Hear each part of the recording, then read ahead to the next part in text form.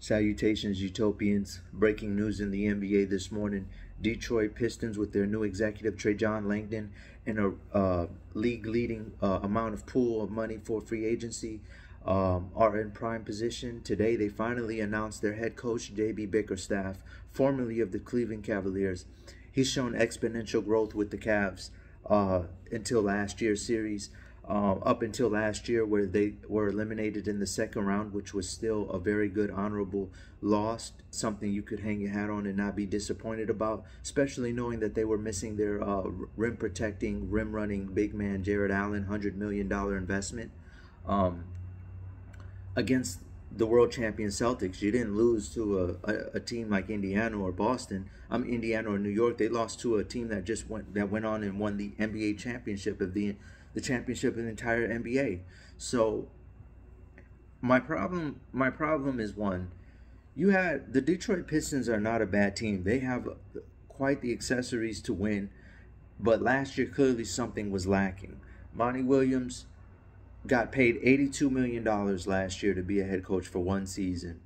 And though he's got 2 finals appearances, one could attribute that more to Chris Paul's presence than Monty Williams' coaching, though I think he did a phenomenal job 20 years ago approximately with the New Orleans Pelicans. Where my problems begin with the J.B. Bickerstaff is 2 things, primarily.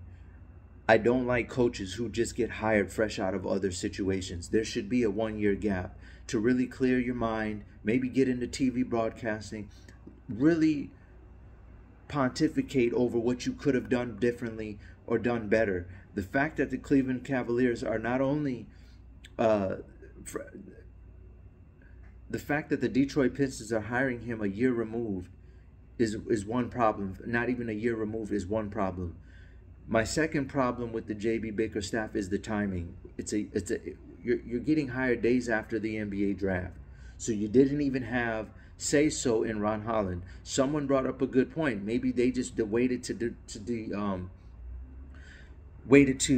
deliver the news. Okay, cool. But did the players get the calls that he was going to be the new head coach? Because that sends the wrong message to a team that already massively underachieved and did not respect the previous head coach who won who was paid a record-setting all-time high number in $82 million. I'm sure Popovich has surpassed him now, but he was given a record-setting $82 million as a head coach, and the players still couldn't respect him with all that talent. What do you think now? You're sending the message immediately out the gate. Not to mention the format is exactly the same as what you had with Dwayne Casey, who left Toronto just before they got Kawhi, comes there, complete shit show, no other way to put it, and now you're doing it again. All-time bad record with the Detroit Pistons last year, tank job. You had Killian Hayes playing over Jaden Ivey. Jaden Ivey has one of the most explosive first steps in the NBA. They're going to pair that now with Ron Holland. And I'm just sitting there thinking about, like, what is Detroit doing?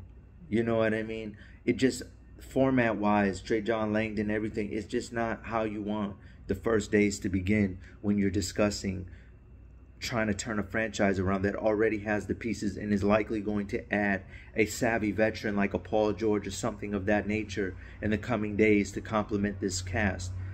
I'll try to do better next time, Utopians. All the best. Out.